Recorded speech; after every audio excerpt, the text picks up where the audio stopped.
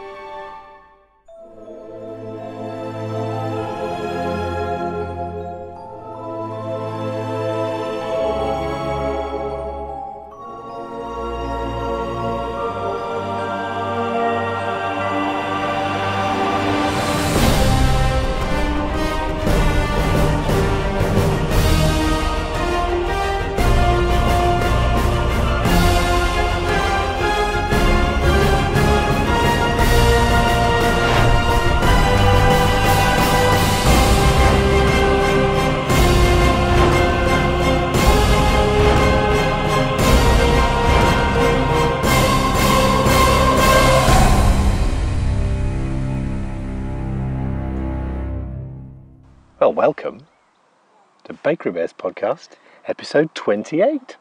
Oh, you're making fun. He's making fun. Why? It's not 28. It totally is. It's 27, isn't it? It's not. It's 28. I promise. I wouldn't do that to you. I thought he was making fun of me. Are you sure it's 28? I'm absolutely certain it's 28. Right, okay. Welcome, everybody. Now we've established which episode it is. It's about the most stunning place I could sit. The only thing I don't have is my knitting. Didn't bring his knitting. I'm frustrated. I remembered everything. I remembered the lapel mics, and I remembered the stands and everything, but I forgot the most important thing, and that's my knitting. Well, no, you're the most important thing. I remembered you. I just forgot my socks. I could have just sat here, and you, of course, and just knit on some blue tit. Now, I haven't seen any blue tits, but we did see, it's like a little black and white bird. I'll try and blow up the picture. I think it's some kind of, oh, it'll come to me. My bell. That'll be the chapel, will it? No. I want to do a Quasimodo impression. The bells, the bells. I wonder, they obviously must have a bell. It'll be the clock. Oh, there's a big, yes, it is 3 o'clock. There's a great big clock up there. Hence the 3 bongs. Yeah. So we came here years and years ago and did not appreciate it remotely. No. I think we have changed as people. We didn't go in the castle at all. I don't even remember seeing the castle. I don't think the castle was open because the castle's only open 3 months a year and it's only open on an afternoon. That's going to be it. Yeah. So we just went, they've got like a stables, they've converted the stables into a tea room, and there's a shop, and there's some old coaches in there as well, you know, like coach and horses type coaches. That'll be why we didn't. Yeah. Now, Raby Castle that you can see behind us, behind Bryony doing her acrobatics with. Oh, butterfly. Beautiful butterfly. Oh, I don't want it to go on my head again. Yeah. Do you remember that? Yeah. What was that? Episode 8? Was it? No, it's when we went to Chatsworth. It was a holiday, Chatsworth one. Well, episode 8 was a holiday special. Oh, gosh, was that 8? Yeah. Gosh, I can't believe that. Time flies. Behind us lies Raby Castle, and Raby Castle was built around, the castle that you see there was built around about 1390. There are bits to it which are slightly older, and the initial building, it wasn't actually built by the people who are synonymous with this castle. The people who are synonymous with it are people called the Nevilles, and their most famous son is Ralph, and I'll speak some more about him a little bit later. It was built by a different family, and the name escapes me right now, but what I do remember is that they were related to the kings of Scotland. Dolphin was the name of the person who awarded the land to the family that first built here, and then that family married into the Nevilles. And the reason why the Nevilles are so important is a lot like the Markenfields, who of course were the Lebrechts, and at Studley Royal it was the Le Almans. They were all Norman knights. There's a spider on my knitting. Well, let it go on me. Let it go on me. Spider. I thank you. It is, do you know, we've had some rather warm weather, haven't we? We really have. Last week I thought I was going to go mad. Now, okay, not Phoenix warm. It's not Arizona warm, I'm sorry, Kim and Sam. I know we're not as hot as that, but we're just not equipped for it. This is the thing, we don't have air conditioning. But I think as well, it's as human beings, you adjust to the heat that you're in. Yeah, and we're just not used to having really, really hot weather, and it was 30 degrees for a few days last week, wasn't it? Yeah. And it's about 20 degrees today, which is just about perfect for me. Yeah. And you know, it's our typical summer weather, really, that, isn't it? 20 degrees. Yeah, it is. It's absolutely spot on. The other thing that they've got around here is they've got deers unlike I've ever seen. There's white, pure white ones, like they're sort of albinos or something, because they're in the middle of quite a dark coloured herd, aren't they? Darker than what we saw last episode at Studley Royal and at Chatsworth. They're kind of darker on the bottom and a little bit lighter on the top. Sorry, darker on the top, a little bit lighter on the bottom. Yeah. So it's really stunned us today, I think. Beautiful castle is absolutely beautiful. Very, very reminiscent of Downton. Yes. And what's so interesting is the Neville family owned it until the end of the Rising of the North. And after the Rising of the North, it was bought by the Vane family, and it's actually still in the ownership of the Vane family. The Vane family bought it in around about 1610. And it's remained in their family ever since, right up to the present Lord Barnard, because that's the lord that I found actually that there was a Lord Darlington. Was there? And the Vanes were part of that set. Right. There isn't anymore. But the Vane family in World War One, the owner of Raby Castle then, I read his story, and I'll probably cover it a lot on the Patron's additional content when I do a bit more on the favourite places to knit. But just to touch on it a little bit for all of you, the story reminded me very much of Downton Abbey, because he went off to fight, and there was daughters of his that were left to run the estate, and his brother got killed, and just walking around the house you could really get a feel. It feels more, you know, when you look at it like that looks like a 12th century castle. It doesn't feel like that inside, does it? It does feel very Downton Abbey. Yeah. And especially the kitchens, you can go right down into the basement, into the kitchens, and that is just, it's unbelievable, isn't it? I think that picks up beautifully as well on how we said last week we were going to do 3 stately homes visits, and we were going to go to the small and beautiful, and then the fortified, the castles, but inside, as we've just said, it really isn't. And then of course there's the third type of stately home that we'll go to soon, which will be Castle Howard or Chatsworth, which is the proper 17th century, isn't it? Yeah. Very grand stately home. That does have some rooms like that. There's an octagon drawing room. Stunning. You know, and it's shaped obviously like an octagon. And it's unbelievable. The ceiling's all gold, and you know, it's just absolutely beautiful. Yeah. I would say, out of all the places that we've been to recently, when you consider, I'm looking around and I cannot see a soul, and there are stunning. Then there's a lot of people around. Yes. There is a lot of people around. There's beautiful flowers all around. You can hear the birds. Very typically English flower borders, you know, that it's very, very English looking, I think. Yeah, I mean, it's interesting actually. These gardens were built around the time that Chatsworth, or formed, should I say? They were formed around the time that Chatsworth was built, and you can see that what the owners were doing. Of course, it was the Vanes. What the Vanes were doing was they were creating, or doing their best to create the type of house that we see. That's what they aspired to. They aspired to have a Chatsworth-esque, a Castle Howard-esque house, and they had to work with what they'd got. And if I'm honest with you, I do think too shabby. It really isn't too shabby. And given the choice, Chatsworth is bling. Very bling. That is not. No. That's manly and robust. And it's brilliant because unlike Chatsworth, in Chatsworth you can't go like on the servants' stairs and go down into the kitchens and things like that. Whereas here you can, and you can. We went into the kitchen and you can go into the servants' dining hall. All the little sculleries that are all off it. That's why it made me think of Downton. It's very much like that. Yeah. And they could totally film a series like that there. And in a way, it's slightly disappointing that they didn't choose to film something like Downton Abbey here, because Downton was set around where we were last episode. Yeah, Downton is supposed to be near Ripon in North Yorkshire. So it would have been perfect. If Studley still had a house, that would have been the perfect house to film it in. And it's actually filmed way down south in, I can't remember which county, but it's... South of London. It's, it's very south. Highclere. Highclere Castle. Yeah. Highclere.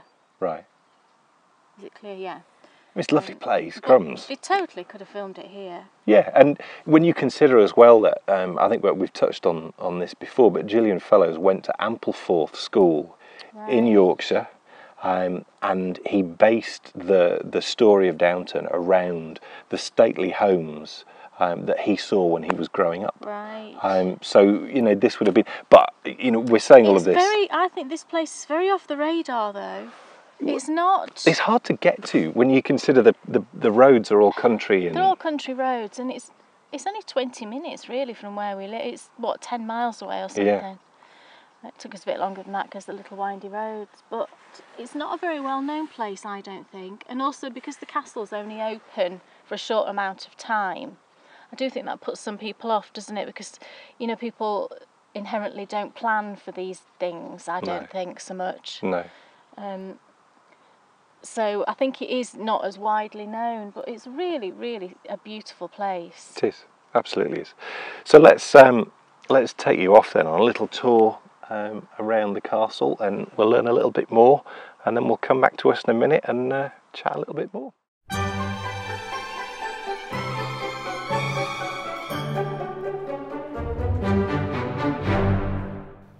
Welcome, ladies and gentlemen, to Raby Castle. These pictures do not even get close to how stunning this place is. What we're seeing was built by John Neville round about 1390, and it's very much reflective of what this building was designed to do, and that was provide a stronghold for the man that the responsibility really lay with protecting England from Scotland. This is the entrance hall. Now this was redone in 1787 by the 2nd Earl of Darlington to celebrate his coming of age, and it is so Downton you just wouldn't believe it. It's an utterly stunning place, and that on the wall is massive. It's just beautiful. Now the Nevilles were destined for greatness. Their most famous son Ralph was mentioned by Shakespeare in Henry V. Now Ralph married Joan in 1396, and they had 9 sons and daughters. Not 18 children.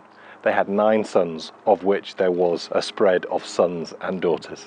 And Joan, his wife, was actually the daughter of Catherine Swineford and John of Gaunt. And Catherine Swineford is a book that I've read many times by Alison Weir, and I would highly recommend. It's excellent. As you make your way into the castle, you come through the lobby and into the small drawing room. Now the room retains an absolutely stunning ceiling that depicts musical instruments. Now the chandelier that you can see there is Regency and it's ormolu and crystal. The furniture is all 18th and 19th century pieces, and it feels distinctly livable, unlike somewhere like Chatsworth, which you know has been set up to look in a certain way for its visitors. The artwork as well throughout all the rooms is just beautiful. Now, Christopher William, the 10th Baron Barnard, who you can see here with his wife, was not destined to inherit Raby Castle, but he did so after World War I when his brother died. This key, it's not really a key, that's papier-mâché and it opens out into a fan. It's just beautiful. We're looking now at the externals of the rooms that we've just passed through, and that large tower there was built by Ralph Neville and his Jones Tower. He built that for his wife. Maybe he did it to thank her for giving him 9 children. I think that's the least she deserved. In 1415, Ralph was made Warden of the Marshes, and he heard that an army of Scots were marching south to maraud and attack parts of Britain. So he took 440 men and he took on 4,000 Scots, and they won. And the reason why they won, and we've just actually seen lots and lots of armoury inside the castle, is they were using the brand new longbow that would, a few months later, win the Battle of Agincourt for Henry V. The most stunning room in the whole of Raby Castle is the octagon drawing room. This is a rare survivor of an 1840s room with unchanged decoration. It was modelled by Scottish architect William Byrne from an existing circular room, and it is utterly stunning. That's real silk you can see on the walls there. Sadly though, light caused a serious problem in this room, and that's meant now that they have to keep the windows closed, otherwise light makes the colours and the walling disintegrate. The dining room is just wonderful, and it feels like, as I've said already, like so many of the rooms, it just feels lived in. You could sit down there and have your tea. That's a god, and it's beautiful. I love these buildings, do you? I do. 13th century, which means it's older than you. Thank you. 10 years later, in 1425, Ralph died, and he's actually buried in the church in Staindrop, which is not too far. No. Supposedly he's got a really beautiful alabaster tomb, and it's absolutely stunning. It's only a really small church. No, I was just going to say it's very kind of Downton Abbey, isn't it? We were saying. Yeah. That you can imagine people living, you know, as they did during sort of that era. The kitchen in particular. The kitchen's fabulous. There's a thing on the table in the kitchen. Did you see that they've got wheels on, and they must have put the stuff on that they needed to share, and then they would run the trays up and down the table. It's super cool. Thanks to programmes like Downton Abbey, the kitchens take on a whole new meaning now to me as you walk through them. You get a real sense of the type of characters that used to work here and that used to make shopping lists like that we see on the right.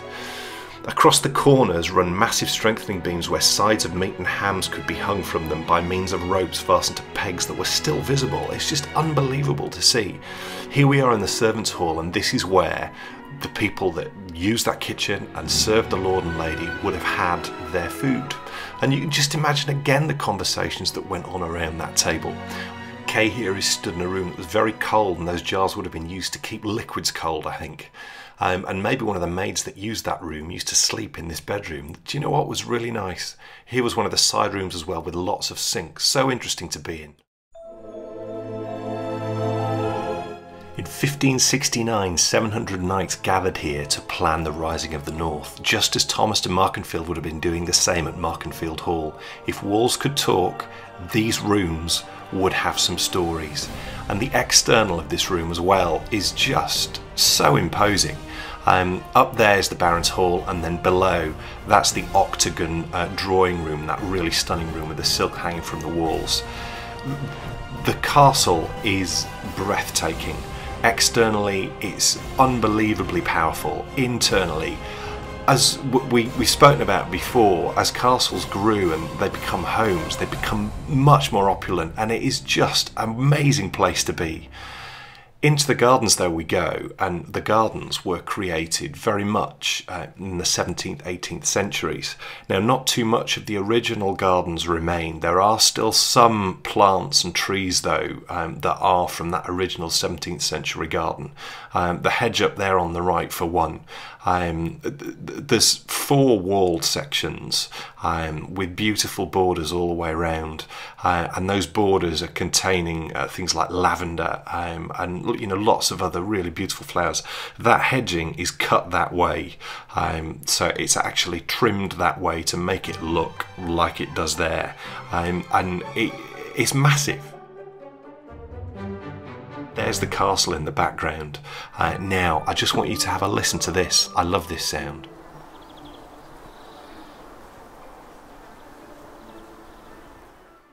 Bees at work. I just adore that. I'm going to let you enjoy these final pictures of the gardens without me talking over the top. Thank you so much for helping us enjoy our visit at Raby Castle, and I'll see you soon for our next favourite places to knit.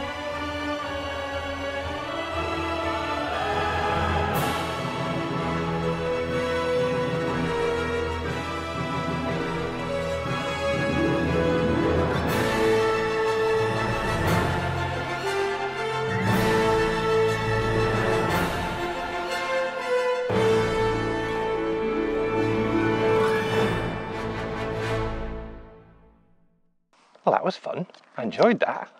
So we're going to go check out the playground in a minute, aren't we? We have no idea how good the playground is going to be. It looks good. Sure. Well, that's good. It's a woodland playground, so it looks quite cool. Well, we shall go and check it out. a map. And, Shall I say what I'm knitting on, or shall I oh, no, do. Say, and then we'll see how much progress you've made between now and then.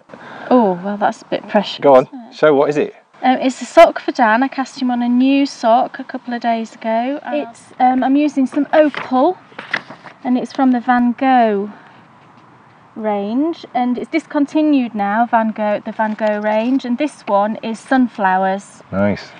I don't know if you can see it. I'll show you again when we're back home, but that's a little sunflower picture, and that's the colourway.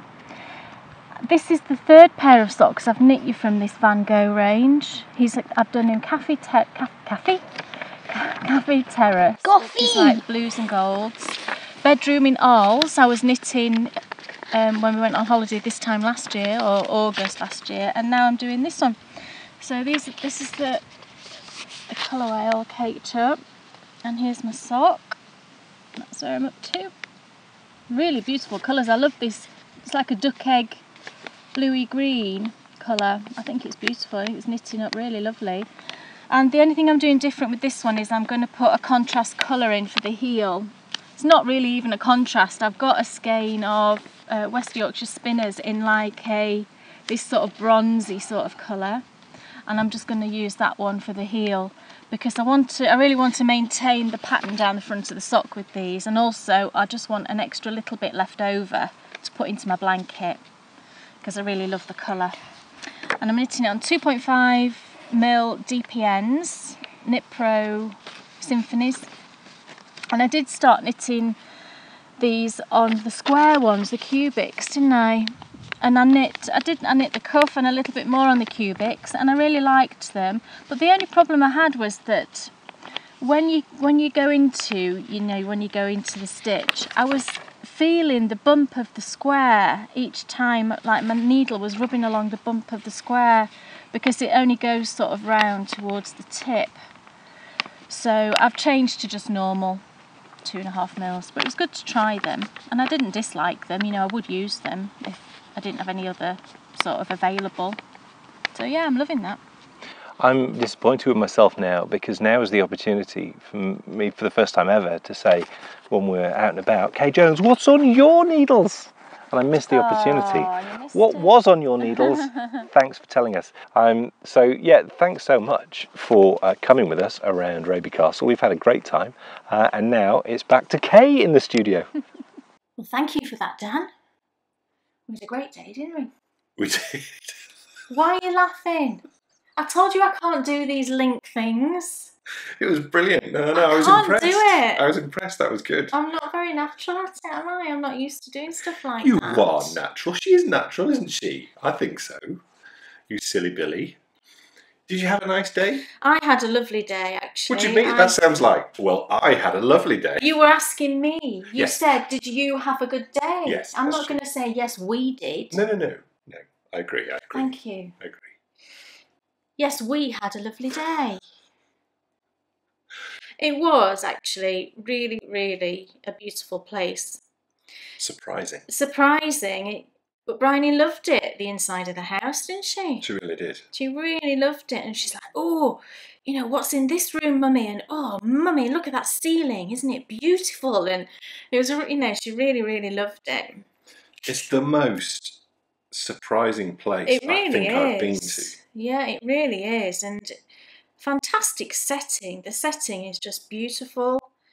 You know, and the inside of I didn't expect it all to You be don't what it was expect a like. setting like that in this area. No, you don't. And they could totally.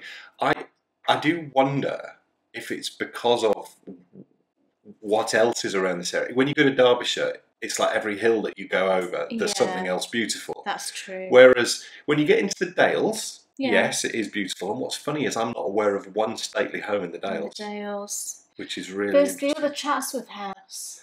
But to me, that just doesn't do it. No. It's all right. We will take you there. It's Take like you there in the autumn. It's like a Bolton summer Abbey. Bolton Abbey. It's like a summer house that Chatsworth own. But yeah, you're right. It's not got that same feeling. We've already started What's on Your Needles, and that was cool. Oh yeah. I love doing that. Oh yeah. Do I need to show that sock again? I will just quickly show it because I don't know how it showed up on the. I'm sure it will look extremely lovely, but it'll be interesting to see where you're up to anyway. But Well, it certainly will because I'm I- exactly the same point as I was. I think it would be nice to see, and how this is so cool. And I've decided now that we should always do that. We should do a bit of What's on Your Needles. I like doing that. It's Yeah, nice. we should do more of that. In fact, We have done that before. we did. I think the last time might have been Broome Castle. That's what I was thinking of. Yes. And I think that was nice to do. I don't know what you think, but I quite like doing a bit of outdoor What's on Your Needles. And that is about 1 year ago. It is, exactly, pretty much a year ago. How strange. Because when we went to Broome Castle, we'd just been to Woolfest. I don't know if you can remember that episode way back. And Woolfest has just happened a week or two ago. We went to Broome Castle and we went to Woolfest, Yeah. and that was the weekend when we knew that there was something wrong with me. Yeah. How strange that we happened to Yeah. do another What's on Your Needles. So I think we should permanently bring it back unless it's pouring.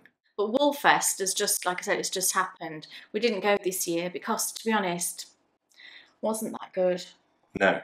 Unless they change it dramatically, I won't be going. There was not really a lot of yarn, I don't think. There was lots of kind of fleeces, whole fleeces, and some spinning and other kind of crafts, which, I want yarn. I go to Woolfest, I want wool, really, We're not So- properly in that place, I don't think, in this No. country. No, And we're not. We're it's- definitely not. It's very unfortunate because I think what it's doing is it is not welcoming in the newer knitter. Yeah. It's I mean, we have- catering for the Yeah. old way of approaching Yeah. knitting. We have Yarndale, which is in September. Now that was all right. That was good. We didn't go last year because obviously Dan was unwell. But we did go the first year they had it, and it was just. The amounts of different yarn dyers and things like that was excellent, but it was just too busy. And it's got better, as I understand. The organisation of it is much better now. So I don't know if we're going to go this year or not. I'm not very good with crowds at the minute, so I just don't know. We'll see. We'll just go if we decide to. It'll be like a last minute decision, I think. Yeah.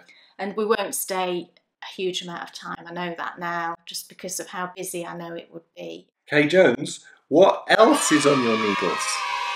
Well, I've got another sock. You just saw one sock. This is another sock. I've shown you this before, and I've not done a huge amount on it just because I have been finishing a few things off. But I'm now on the heel flap of my lovely pink socks. So that's where I'm up to, and my lovely pink socks. I'll turn it around so you can see the heel flap. I'm just doing a normal slip stitch heel. You can see there. So I always hold it upside down. It's just the way that I knit it, I suppose. There we go. That's better, isn't it? Really, really, really beautiful yarn. This is the yarn from Fondant Fibre that I've shown before. I'll just have a little. I don't know whether you can see the sparkles, and it's not quite. That's a bit washed out. It's a slightly richer colour, but you can see the sparkles there, gold sparkles. And the yarn it's the Spangle Gold base, which is superwash merino, nylon, and stellina, and it's vintage tulle, that word again. Vintage tulle, yeah.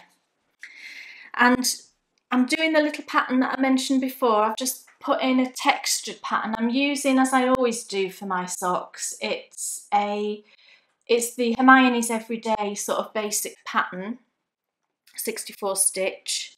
I'm using 2.5 mils Knit Pro Symphony DPNs. Still in love with my DPNs. And I've done 15 rows rib, and then there's 40 rows down to the heel flap. I don't like the leg too long, and that seems to be about perfect for me. And I'm just working the heel flap. And what I've got is like a little, I wrote out a little card just on one of these note cards with the, you know, the basic pattern, so that, you know, when I go on holiday and things like that and I don't have access to, I mean, it's on my iPad, but I'd rather have a piece of paper than have to get out something electronic. You know, I'm quite old-fashioned like that. So I've got it all written down, the pattern, and I go on number of rows, and I do count my rows. I know some people don't do that and just kind of measure one sock against the other, but I do like them to be exactly the same, so I do count rows. So yeah, so I'm still on the first sock, but I picked this up last night because I wanted to make a bit of progress on it, and I'm on the heel flap. Once I get to the heel flap, I kind of feel like I'm halfway there, really. It does tend to go a bit quicker, which you're obviously not halfway through when you get to the heel flap, but it's just a psychological thing, I guess. And I do love knitting the heel flaps, my favourite bit. So yeah, and I'm using I always use a little clicker to count my rows, because there's no way I could count without that, especially if you're watching the telly or something. Which we have. We've been watching that new thing, haven't we? With oh, we've just finished watching it. We've been watching Martin Sheen in what was it called? Frankie and Grace and Frankie and Grace. On Netflix. Which we're around, yeah, and we've really enjoyed it. I've really enjoyed it. I have too. It's just easy. Very easy watching, yeah, and it is funny. They must do another series. The way it's ended, I think they'll do another series. I do really love Martin Sheen. I've been rewatching The West Wing when I've been sewing. Yeah, I'm not happy about that. I know, you can hear it, can't you, when you're in your office. I say watch, I don't actually watch it because I'm sewing, you know, while it's on, but you listen to it, and we've seen it 2 or 3 times, so I know what's going on the screen if I just listen to it. But I love Martin Sheen. I keep expecting him in this thing we've been watching. I keep expecting him to say, what's next? I mean, you'll know if you've seen a trailer. He's been married for 40 years and then suddenly turns around and says that he's gay and he's going to marry his business partner. Yeah. Who's Sam Waterstone from The Newsroom. Yeah, and he's excellent as well. And that's another really good programme, The Newsroom. I think they could have got another 2 or 3 seasons out of that. We love that, It's so annoying when... I mean, it's funny that the majority of these programmes, certainly in the last 15 years, have all been Aaron Sorkin. But yeah, we have enjoyed that, I should say. We watched the last one last night. Yeah. It's quite funny. And I love, what's the other actress's name? There's Jane Fonda. Lily Tomlin. One of my favourite films. Really funny. Of all time is All of Me with Steve Martin and Lily Tomlin. I don't know if I've seen that. Oh, it's the funniest thing. I love Steve Martin. Oh, well, we should get that. Watch it. I don't think I've seen it. I'm sure I haven't seen it. It's hilarious. I love Steve Martin because me and Bryony love Father of the Bride and Part 1 and 2. We love those films and we're always watching them. She loves them as well. And I got Bryony to watch the Best Marigold Hotel, the first one. What's it called? Is that what it's called? Yeah, it is. Best Exotic Marigold Hotel. We watched that because I bought the second one. Been dying to watch the second one, and it came out just recently, so I bought it, and then I thought, oh, I'll see if Bryony enjoys it, and she loved it. You know, she was really into it. All these, because there's a couple of people she recognised. Maggie Smith's in it, and obviously she knows her from all sorts of things. And there's some other actors in there that she recognised from other things, and she loved it. And then we watched the second one on Saturday. I said to Kay while we were watching it, it was the absolute epitome of lost the plot. It did. It started off really well. And then it just lost it totally. And then by the end of it, we were like, what's going on? What's happened? I wouldn't say awful, but it wasn't as good as I I hoped it would be. No, I certainly wouldn't watch it again. No, I wouldn't watch it again. What a shame. Yeah. Dan Jones? Yes. What's on your list? Well, interesting. So I posted a picture last night of one of my other projects, which I'm ongoing with, and someone put up a post, how many of those have you made now? And the funny thing is, it wasn't a bankhead, it was a handbrake cowl, and it's only my second one. Right. But my projects take so long, it must seem like I've been Isn't it? A few of them. So this is my first, and continuing. And you know who's knitting one of those now? Someone cool. Sarah's knitting one. Sarah Hepworth. Oh, Started a scarf. She'll have done 6. I was going to say she might have finished it by now, I don't know. Oh, Sarah. Yeah. I'm so pleased. And she's using, I'm pretty sure she's using the John Arbon, which Right. I'll talk about in a bit, yeah. So, yeah. She must be knitting it for a hubby, I think. Continuing, a hubby who has the Star Wars Tanty 4. Yeah, Rick. Which is the... I got him to post pictures of all his Ultimate Collector's Lego sets. And they're just phenomenal. Yeah. He's bought every one, I think, since it's come out. I'm super jealous. I'm very excited, though, about... See, I say excited, but then you do worry about overload. There's obviously going to be loads of new sets. Lego will be working on them now. They will be, won't they? Perfecting them. We watched a programme, Knit Kimber Knit. Oh. We watched a programme about the secret world of Lego. We did. And they had police cars. Yeah. It was Lego security. It's Lego security. Real, but real. Yeah. It was very cool. We just got, Bryony and I have been playing. I turned that off. Coffee machine clean. Oh, I'm such a banana. I thought I'd turned it off. I clearly hadn't. We've been playing Lego Jurassic World, and it's just so cool. What was so cool about it was I just kept on finding more and more levels. You thought you'd finished it, and then there was a whole other section. It's just amazing. Such good value. Really enjoyed that. So yeah, I'm continuing with my uncommon thread. Come on. I should remember, really. I'm not telling you. No. Oh, what? Is there more? Well, there's yes, I mean, there's a type of yarn it is. What is BFL? Yes! Come on. DK. Yeah, I was getting there. Can you remember the colourway? Grey. It's Plata. Plata. I don't know whether Plata. Plata. Yeah, Right, okay. Sounds good to me, boss. Yeah, uncommon thread. Is this the only one I've knit with? Yes, possibly. It's reminiscent of the bluted.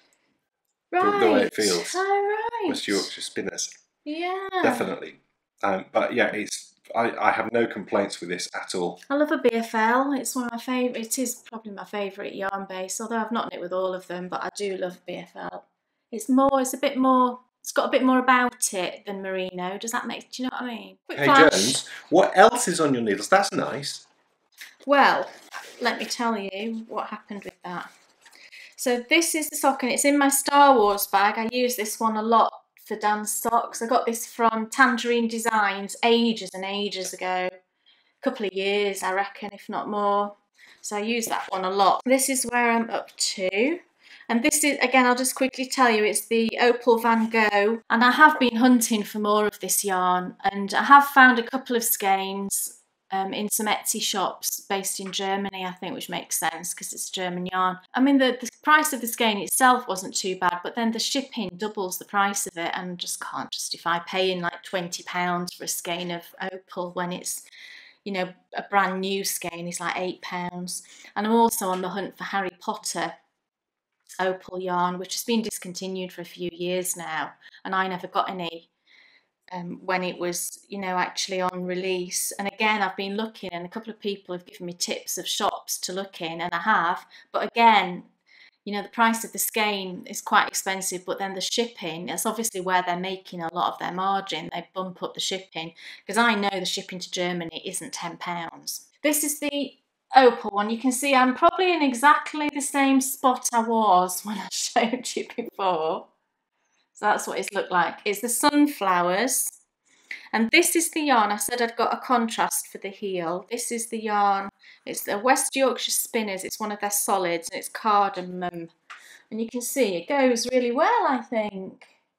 Do you know what? I absolutely hate it when you have a curry and you get a cardamom pod in it. Because I'm not saying I dislike the taste. What I dislike is when you miss it in the sauce of a curry and it ends up in your mouth and you bite into it and it's like you've just swallowed a garden. I'm saying yes, but I've never actually eaten a curry in my entire life. It's an exciting day today. Is it? It is.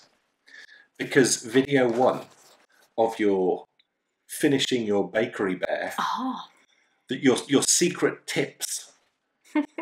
You kept saying, "Oh, this isn't in the pattern," and this it was impossible for me to put this in the pattern. Because there are some little things that that you do inevitably that is just impossible to actually put into a written format that's understandable and clear. You still get a lovely finished product, but it's just those tiny little things that I do that, like I said, don't transfer well. That was fun doing that, wasn't it? It was a mammoth filming session, let me tell you. It was, and I've only done the head. I've not even, moved on to the body and anything. We got 6 videos out of that.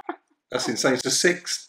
They'll all be between 10 and 15 minutes long, and that's the first 6. So they'll be over the next 3 weeks. They'll be coming out on the patrons' secret forum, and then every Monday, the 2 that come out through the week on the patrons' forum then get posted onto the private YouTube books and the playlist, should I say. The reason why I said it's exciting is because we're on about the year anniversary of the launch of Mr. Bakery Bear. Mr. We are. I think it was July, because Mrs. came out in May, didn't it? I'm pretty sure it's July that Mr. came out. What a lovely idea for you to do that. And it is probably, I don't know, I bet it might be a year since I've knit one.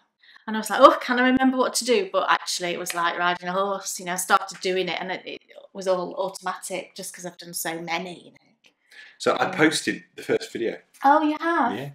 This morning? Yeah. And by the time this comes out, there'll be 2. Right. Yeah. How exciting.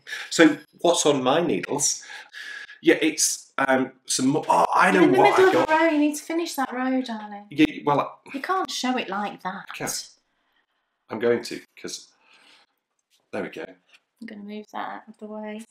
And I just did this the other night because I said to you the blue has just come out.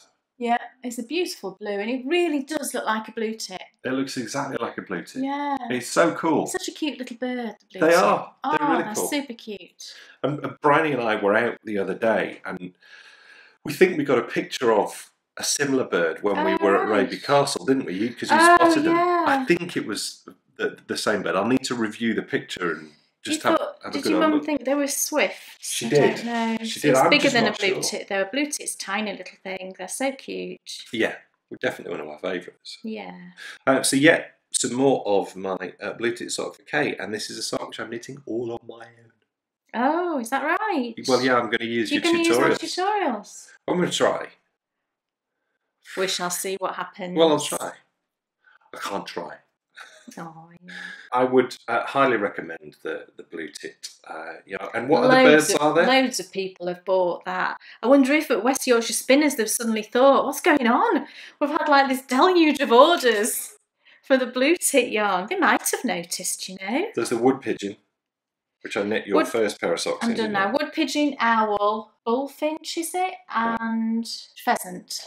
Kay Jones, what else is on your needles? We were just talking about the bakery bear that I've been doing for the tutorial, and here it is. Well, it's like a little detached head there. Hello. Oh, hello, little bakery bear. And this is going to be a girl, because I thought, let's choose some yarn that I've not used before and that's a nice colour, because I thought then, Bryony can have it, as inevitably she gets pretty much everything toy-wise that I knit. And I'm using Rowan Pure Wool Worsted. And I don't know what sort of wool this is. It just says 100% wool. It says it's superwash, but it does kind of feel like it's a tiny bit rustic. It's definitely not 100% merino. It's very hairy. If I hold it up close, I don't know if you can see. It's quite hairy. So maybe I'm guessing it's a mix of different wools. But it's working for a little bear. It's working really, really well, because I do like using, for my bears, I do like using non-superwash yarns. They've got more structure, and you know, I do stuff them quite firmly, so a non-superwash works really well. So there's my little bear. Hello. Oh, it's so cute. Look. Yeah, so I'm just going to work away on that, like I say, and carry on with the tutorials for the Patron group. And yeah, I have a nice little bear, and it's been lovely doing it again, you know. And they are, like I said, the pieces, all the little pieces are very quick to knit up, and it is the finishing does kind of take probably as much time as the knitting, I would say. It's really worth taking your time on the finishing. I don't know what the colourway is actually, but it is shade 00114. Nice. Yeah. Shall I do another one?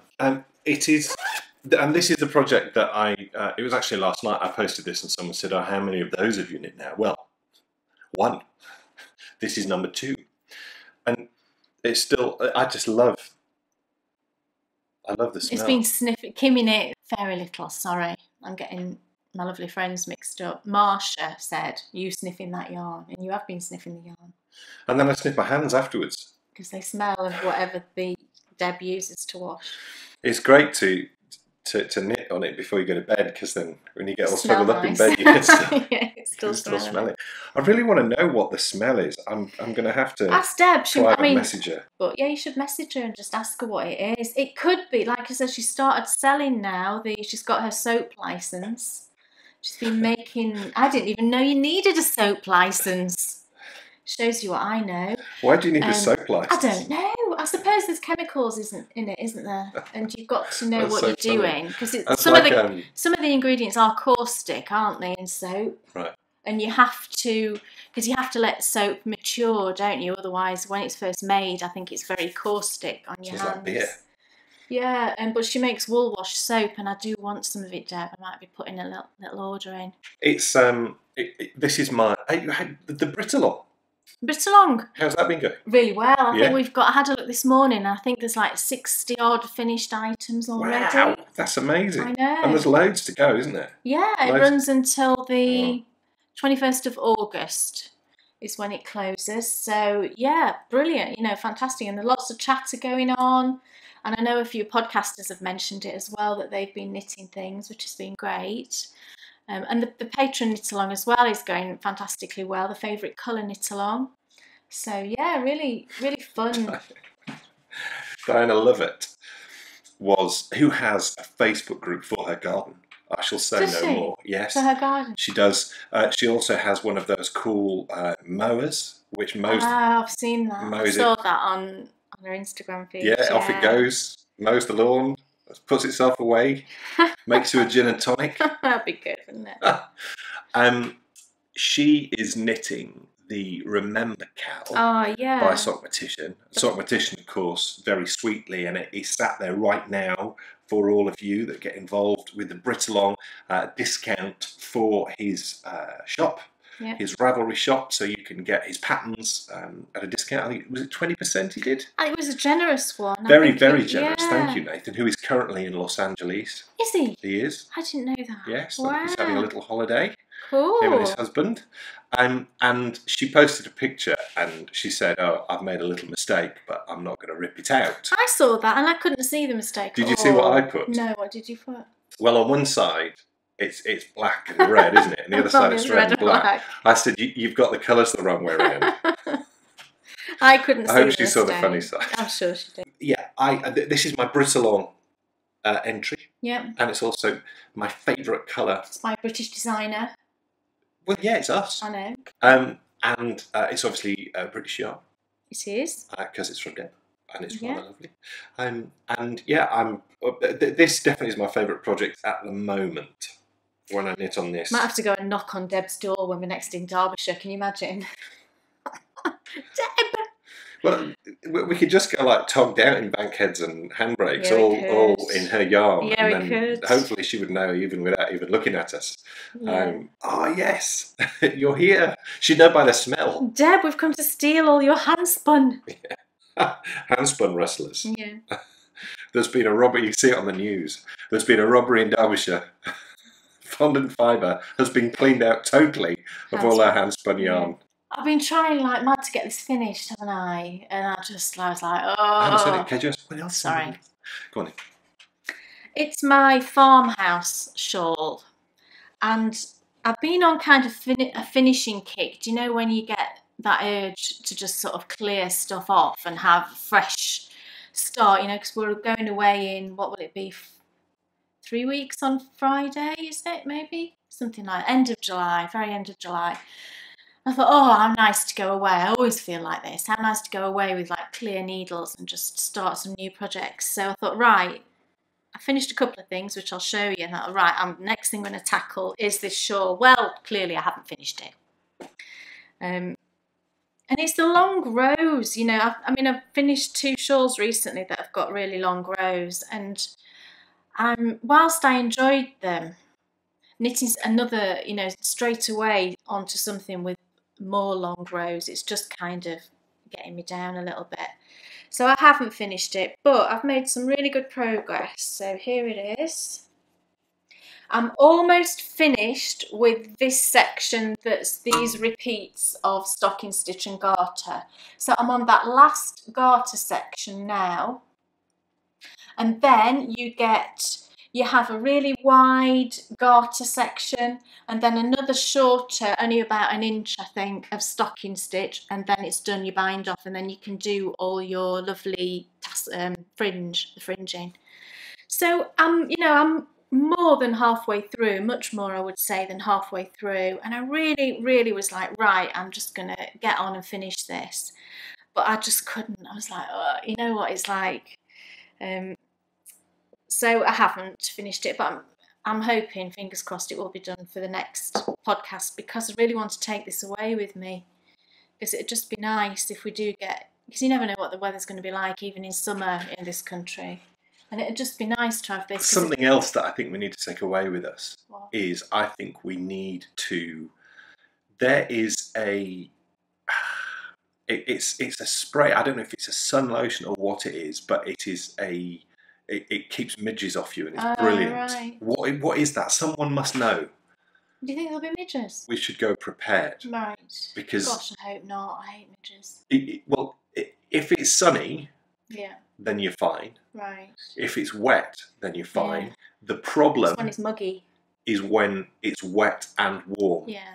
And the chances of that are slim.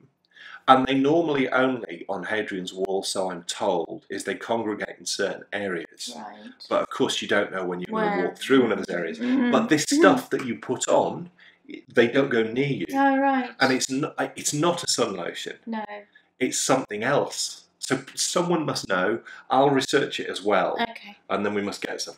Okay, so there's my farmhouse, and I'm on to the second skein now, and I actually hand wound this because it was Sunday morning, I think, when I finished that first skein, and it was early, Dan was still in bed, and I didn't want to go up into the office to start winding and making noise, so I just hand wound it, which took me 5 times as long, but I feel like some lazy bones. it was like 7 o'clock in the morning. No, it was 7 o'clock in the morning, because me and Bryony are always up early, 6:30 usually. So I'm on to the second skein. It's Cascade 220, just the normal 220. And the colourway I'm using is Soft Sage. Then I'm using this other sort of purpley, heathery sort of colour as the accent for the fringe.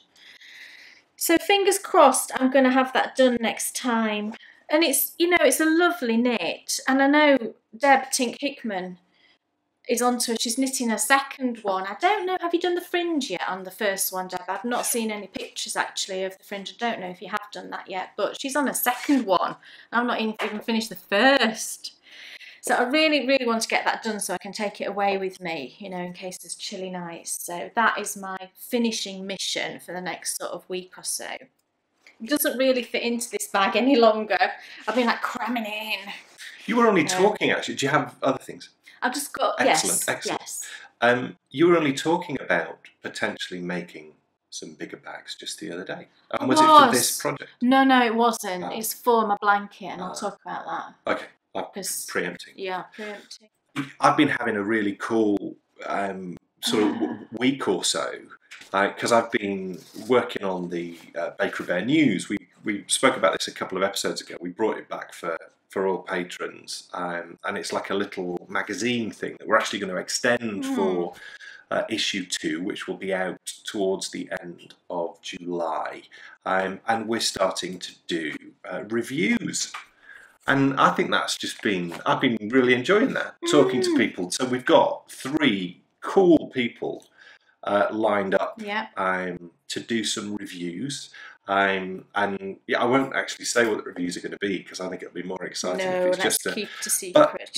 But what I've loved about it is that sort of enhanced engagement that we're getting to have with all the people out there. It is so great, you know, to be talking to people, you know, one-on-one about, you know, stuff that they're enjoying using and getting their ideas on what other people would like to hear about.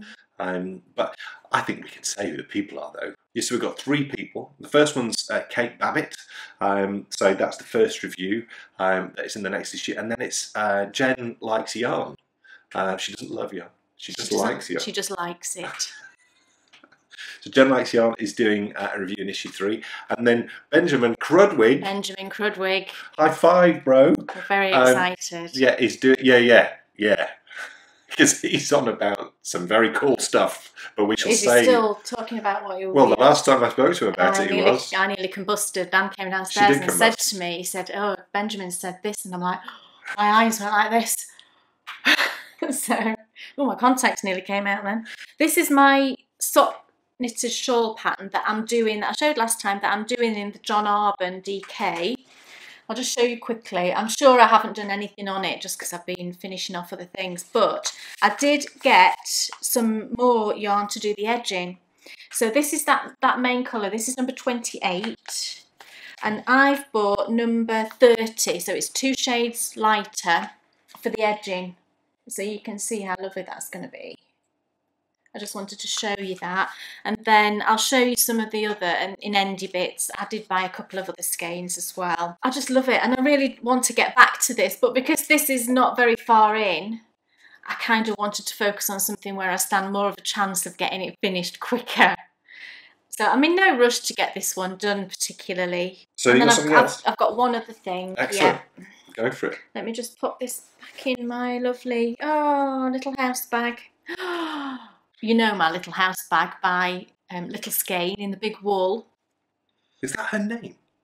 No, okay. That's the shop. That's right. It's shop Little Skein on Etsy, but then she also does like a pop-up shop on her actual website, Little Skein in the big wool. It's Anne is her name, Anne Valley.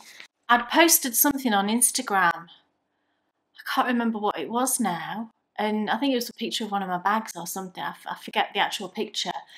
But Anne from Little Skein posted and said, oh, if you ever want to do a bag swap at any time, just let me know. Well, I about fell off the floor, didn't I?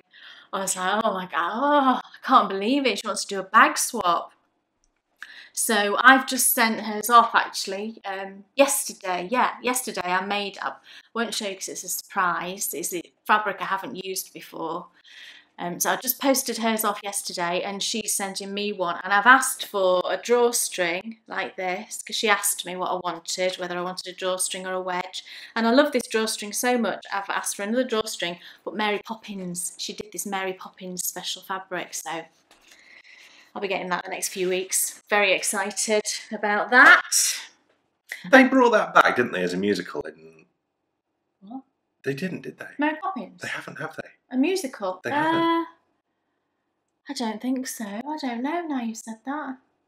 I'm not sure. Did it come back and then disappear? Because I can you imagine going to see that in a theatre? Especially with the effects that they can do now. It'd just be very cool. Absolutely amazing. What else is on your needles? A comfort break. He took longer. Right. The last thing is my blanket now. I've been having dilemmas just lately because I've just not got a bag big enough to fit it in. So I've been using 2 of my sweater size bags, one to put the blanket in and one for all the minis. I think the issue is more the fact that I've got so many minis now. So at the minute I'm housing it in this Hurdy bag that I got ages ago. I bought this in Hawes from the Hurdy shop. There was a sale on. I never would have bought it otherwise because they're quite expensive for a plain bag. So at the minute it's in this, but I keep looking at big tote patterns because I would really like to make myself a bag.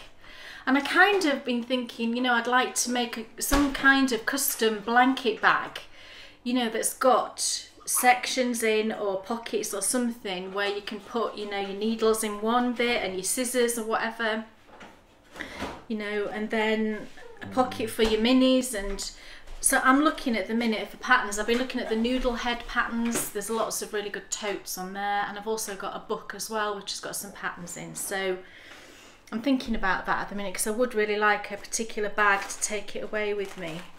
But for now it's in this, and I have done a fair bit on this. I'm just going to get... wonderful! Sorry. Oh, that'll be really loud, that clap. Just deafened everybody. No, because I'm just going to... You can see me getting out all these bags, and this is not even like all of my minis at all. So they're the kind of older ones. I have a system. There is a system going on. So I think I do kind of have a mini skein problem at the minute. I feel like I should be in one of those therapy groups. My name's Kay and I love mini skeins or whatever. So I'll show you. If you're going to one of those groups, I'm going to the group about the San Pellegrino drinks. Oh yeah. Honestly, we don't drink alcohol really anymore at all, do we? When was the last time I had alcohol at all? I can't think. The last time we had a drink, really? Many, many weeks. Months. Okay.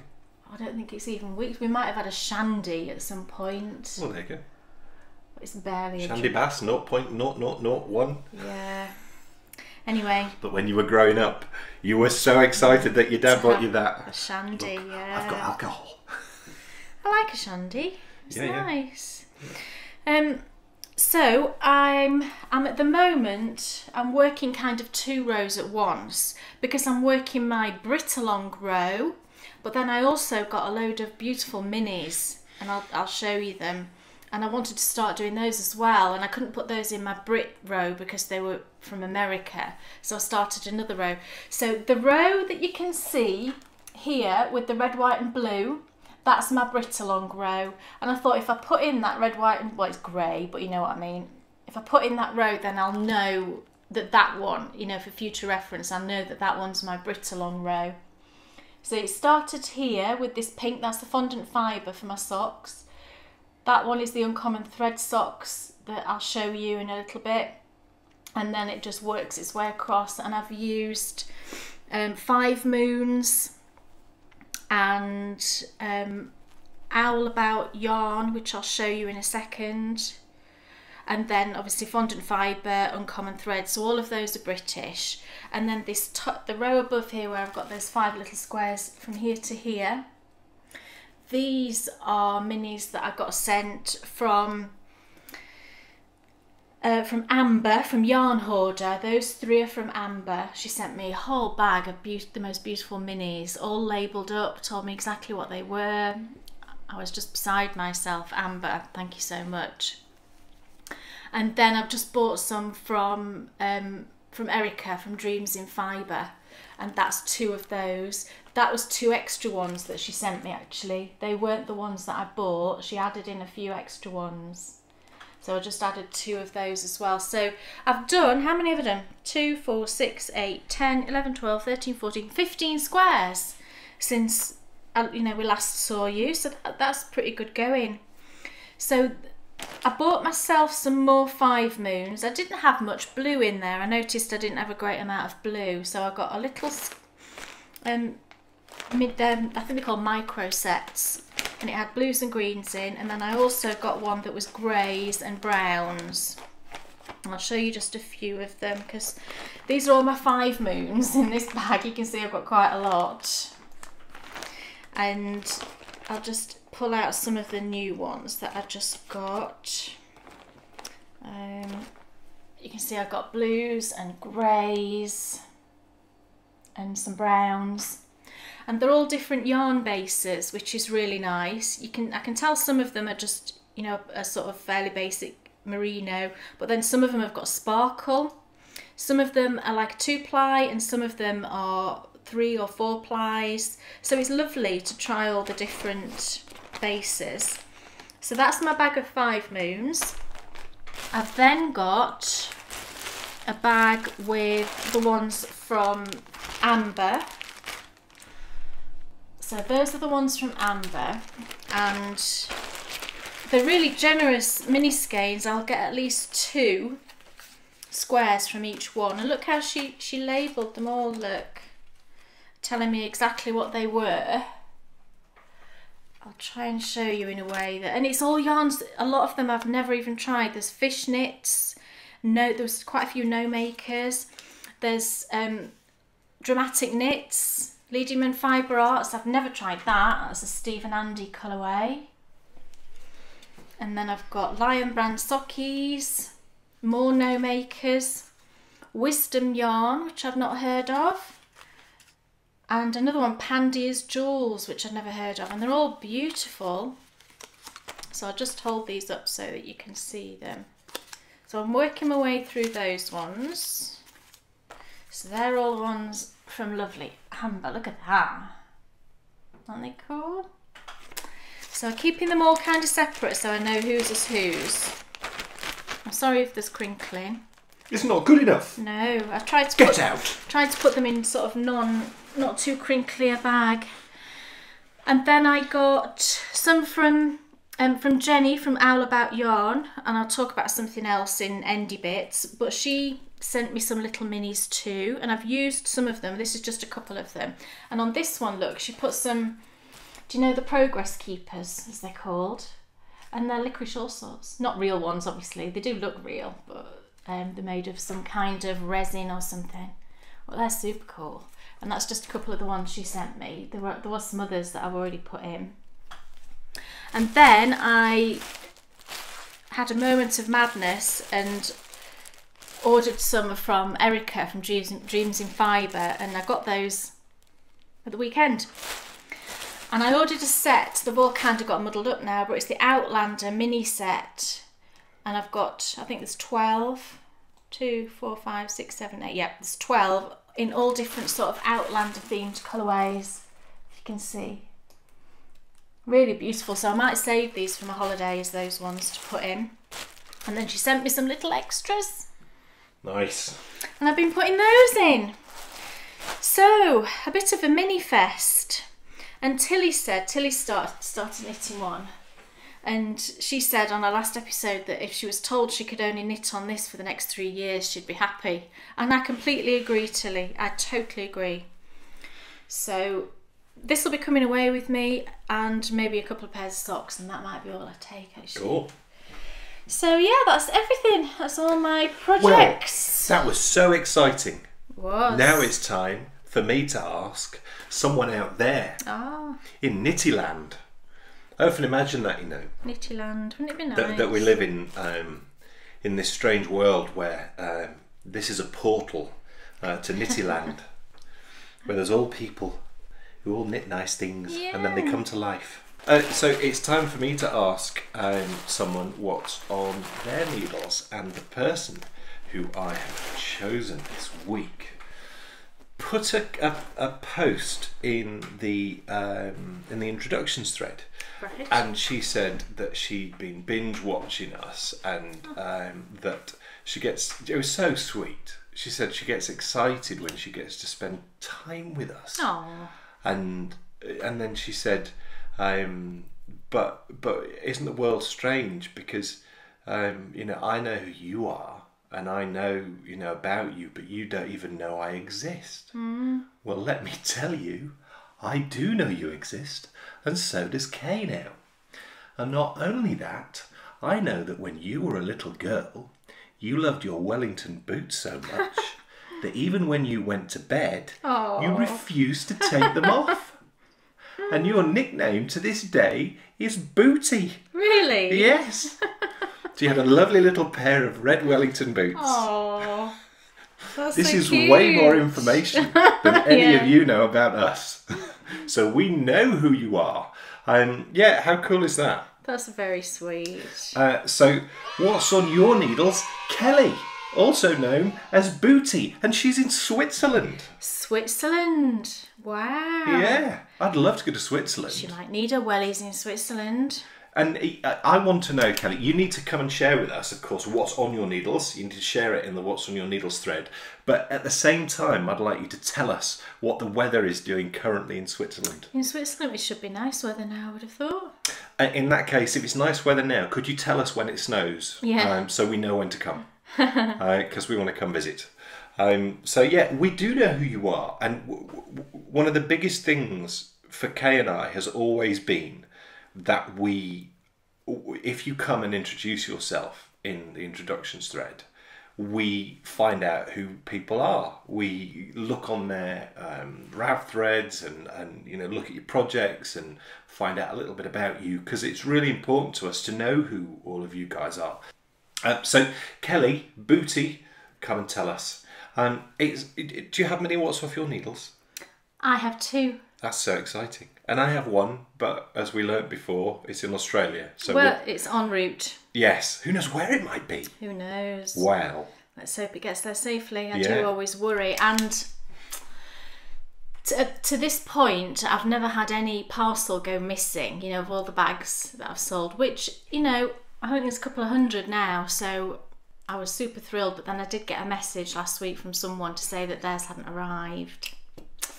And it's coming up for 3 weeks. They're in America, so I'm kind of devastated by that. So I'm hoping, I've asked her just to give Didn't we have one once, though, We that did. took ages? Yeah, Maury. Was it you, Marie? I'm sure it was you, Marie. And that took just over 3 weeks, I think, didn't it? And it's just coming up to 3 weeks now. So I'm kind of still hoping it gets there, but obviously I'll refund any money when you don't receive them. It's just disappointing because I don't have any more of that fabric either. So yeah, It'd be like if you sent a bear through the post and it disappeared. I know, and I just send things normal mail. I don't send them tracked or anything like that, just because the cost would be prohibitive. I think I wouldn't feel comfortable adding on postage to that value at all. It'd probably be double the price that there is now, and I obviously only charge what it costs me. I don't charge any more than that. So yeah, I'm keeping my fingers crossed that it does still arrive. But to be honest, as you've just said, it's a pretty good track record. It is, and If you think we've ordered things from Amazon before, yeah, that don't arrive. missing. No, I know. Just kind of makes me sad, that it's somewhere in the world, and who Some knows where it postmaster is. somewhere is enjoying a very nice bag. I think I'll have a bit of that. That's one of those Yes, Kay Jones bags that I know. everyone's talking about. So what's off your needles? Well, I have 2 things. Show me a great big smile. Show me. Oh, I love Chris and Poi. The first thing is I finished my lilac socks. Yay! They're lilac-y. Yeah, that's a good. Makes me think of tea. Why? I don't know. Lilac tea. Herbal tea.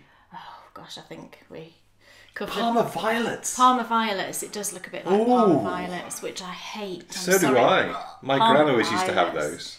And floral gums. Yeah, My both gran always had equally those as well. awful. I know. If people in the US might not know what Parma violets are, they're like little tiny sweets. That taste of violet. Taste of violets, flowers, bleh, horrible. Anyway, finished my lovely socks. This was the Uncommon Thread Tough Sock Into Dust, and it was the textured pattern, which is like that I just kind of made up, but it's like a mini blueberry waffle sort of pattern.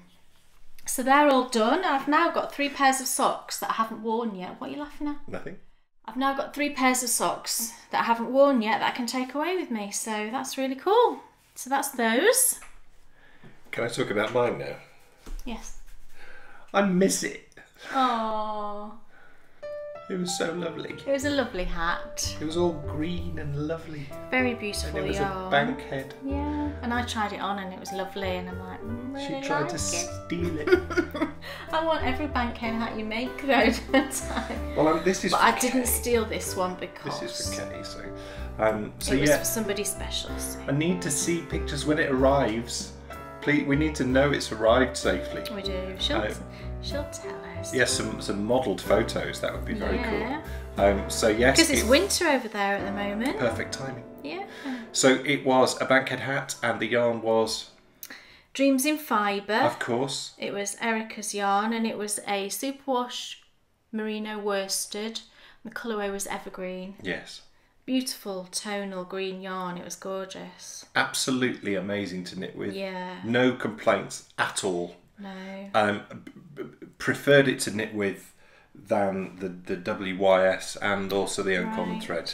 Oh, right. And they're lovely, as you know. I really like those, but that It was beautiful. went. Beautiful yarn, and you've got probably half a skein of that left. So. not tricky as well. Not splitty. Not just really good workable yarn in the most gorgeous colour ever. So It was. So I always think it's lovely, isn't it, when you get some yarn and it sits there for a bit and then it becomes something and goes off and does so much good. I'm sorry if my clicker is annoying you. It's annoying me. It's annoying you. No. Will do now you've told us. Now you've told we're us. knitters. We use clickers. Yes. We do use clickers. We do. What else is off your needles? Well, Oh, the itchy one. Dan thinks this yarn's itchy. The Opal yarn, and it doesn't bother me one tiny bit. Well, that's fine then. Which is But I finished the second sock knitted shawl that I've done, and it's blocked and lovely, and ta-da! Oh, it looks really nice, doesn't it? It looks a bit native Indian-y. It does, I agree. But I also think it looks a bit Back to the Future. Do you know? Yes. Well, totally. Yeah, the car colour with the flames. Totally. This is when he's in the Old West. Yeah. Yeah. And I did put it on you, didn't I, yesterday, and it looked really cool on him, but then he was like, it's itchy. So he wouldn't stand it. So I shall model it. Ta-da. It's beautiful. This is totally not my colours. The orange is not my colour at all, but I think the grey kind of doesn't shout orange at you, does it, when you look at it? Orange! And I really love that darker grey that I used for the ruffle, and that is the Knit Pick Stroll Tweed, which was lovely to knit with. But I do keep picking off these bits. Just put it on me again. Well, you won't like it. Well, just put it on me again. Oh, it's itchy. It's itchy. It's itchy. I want to know if I look like a cowboy in it. I think you do look like a cowboy in it. Oh. I think you do, and it's nice. I like that the sides are nice and long. And what's nice about this is it's not cold today. I think you do look like a cowboy. You just need a hat, doesn't he? I think you totally look like a cowboy in the Wild West. It's not cold today, and this feels fine. Yeah, it's a lightweight one, isn't it? Nice. You should be in like Arizona. Kimmy knits. I'm going to send him over. Get a cowboy hat. Once I wanted to buy cowboy boots. Oh, it's enormous feat, and we've had an issue No, I wasn't buying that. Crocs for you, haven't we? These Well, last 2 weeks. That's not our fault. That's Crocs' silly fault. The standard Crocs go up to a certain size, and I ordered like the biggest male size for him because he's never worn Crocs, and I said he'd really like Crocs, and there was a style which had got leather on the top, which I said, oh, they're really nice. Which were acceptable. So I ordered them, and I'm of course picky when it comes to shoes. they wouldn't touch his foot. They were a UK men's size 12, absolutely nowhere near. But then I had a hunter. We'd sent those back. I had a hunt around, and I found the exact same pair through Amazon, and they went up to like a size 15. So I ordered a size 15, and they do fit. But you haven't worn them the last few days, I've noticed. Well, have you noticed that the weather's changed and it's not quite as cold? Oh, right, okay. Hot. But I think it looks really nice on you. Yes, I like I it. like that, yeah. Yeah, no, it's nice. Is it So- driving you mad, the itch? Not at the minute. I mean, do you know what? It's my scar Oh. that's sort of picking it up. Yeah, can it come off now? Thanks. I do like the cowboy thing though. Whoa. Yeah. Oh no, hold on.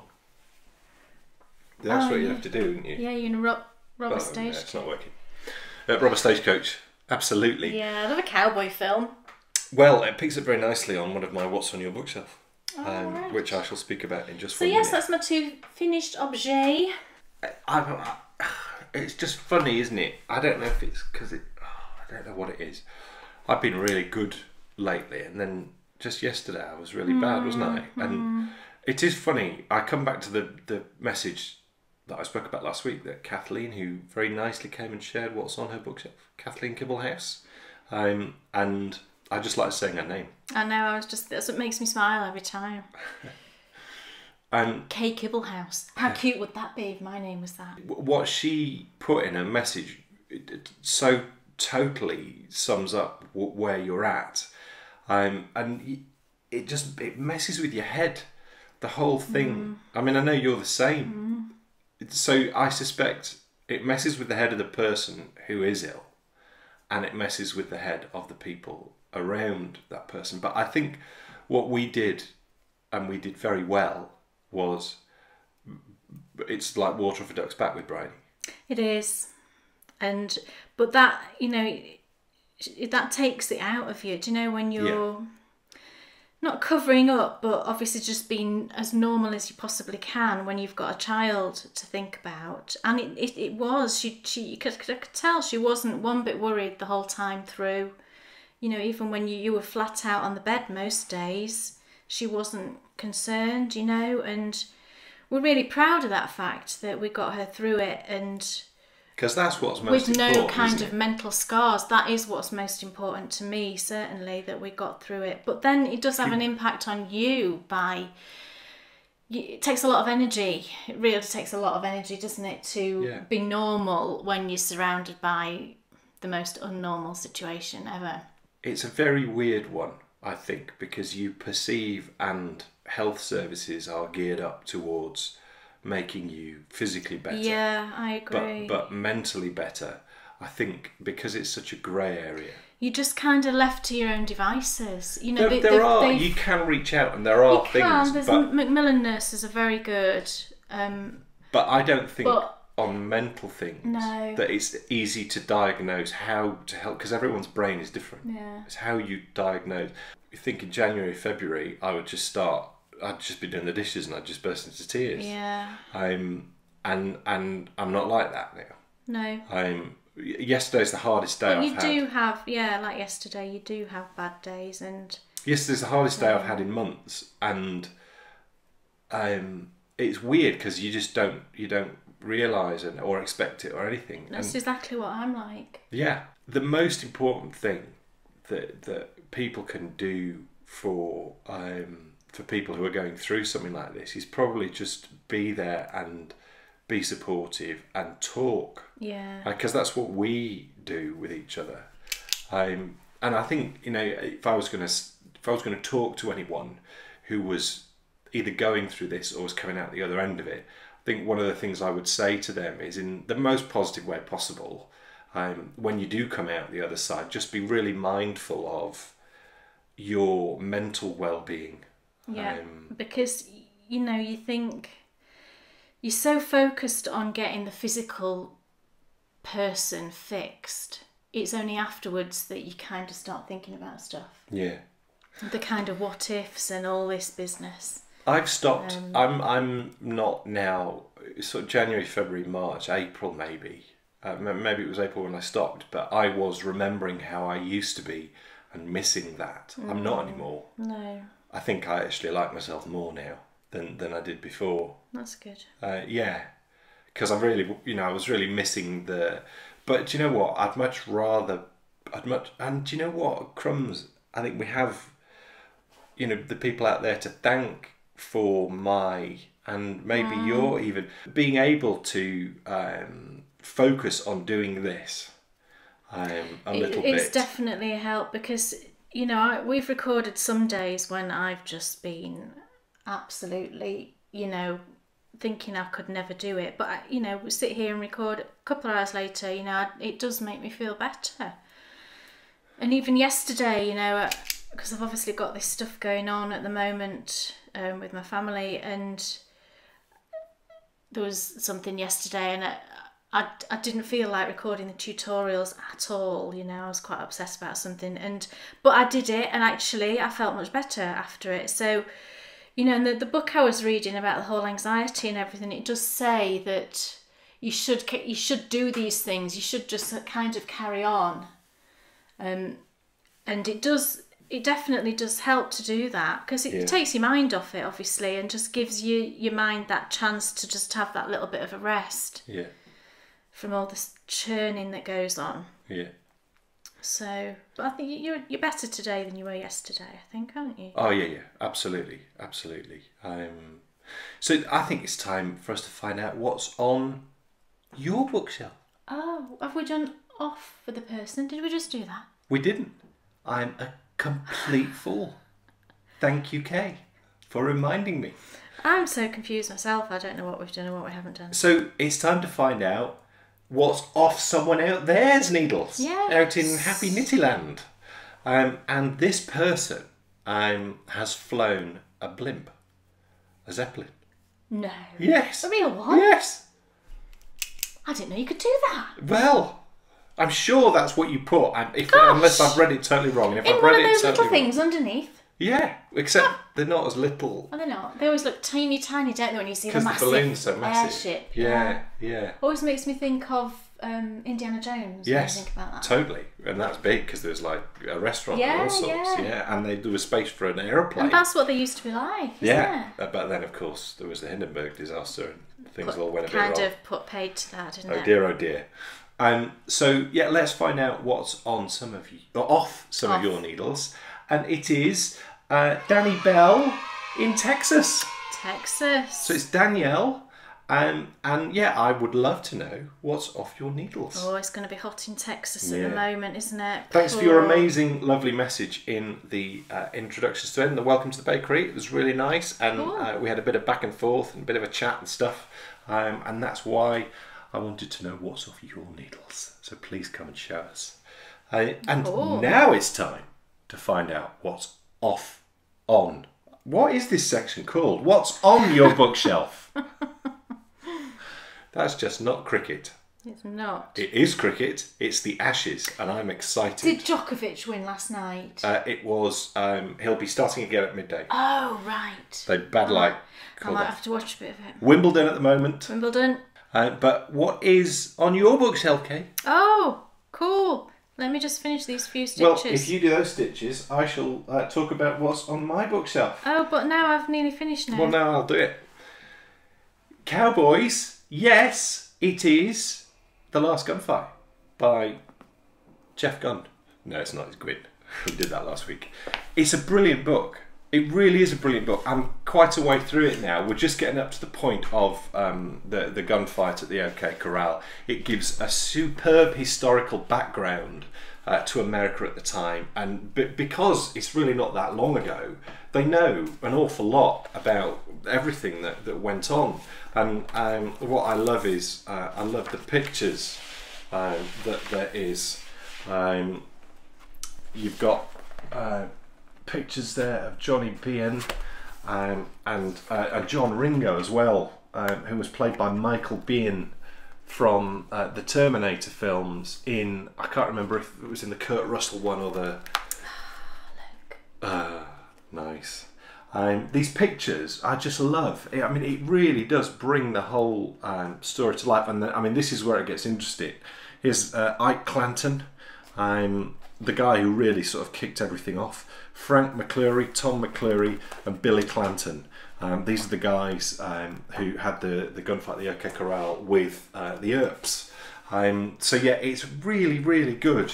And the more I read of it, the more I think that it's not necessarily, I said last week that it was more of a boys' book, because it's giving real historical context and it's going into the lives of the common law wives quite a lot. And it's talking, it's not just about boy stuff. If you're interested at all in this type of history, you're going to love this book. And also, if you're a boy and you like westerns, you're going to love this book. So it's definitely worth a read. I like that. What's on your bookshelf? Well, there's a couple of things. I'm still reading the last one of these, the Alexander McCall Smith, and I'm not far off finished it now. And you know, I've really enjoyed it. I think, like Dan said to me the other day, that I've read, this is like the third one in a row that I've read now, and I've maybe read a bit too much of it all at once. But I'm going to finish it because, you know, I am really enjoying it. So that's that one. And then we go backwards and forwards. But as you're, that was just very quick because I spoke about it before. As you're so lovely, All right, You look so beautiful today. I think you should carry on and do a second one. He's after something, isn't he? No. And then this is the other one. I think Dan said that you got messages that people enjoyed it when I spoke about cookery books that I use. Yes. And this is one that I've cooked a lot from. And I don't think there's a single recipe in it that wouldn't be lovely. And it's called A Year of Family Recipes by Leslie Wilde, and it's from Betty's.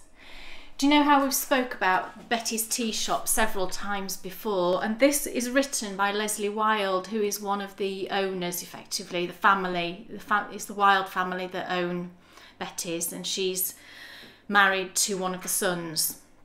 And she wrote this cookbook a few years ago now, I think, actually. A friend of mine gave it to me. 2007 she wrote it. It's still available from Betty's, and they do have an online shop, so I'm sure that they will ship worldwide, you know, if you're interested in it. I don't know if it's on Amazon. I'm not sure. There is an ISBN number, so I'm not sure. I don't think... My instincts is telling me it's not the sort of book that would be on Amazon, but it's a fantastic book. And it's basically split into sections: spring, summer, autumn and winter. And you get a little section for each season. And it's all, you know, with seasonal food and seasonal recipes.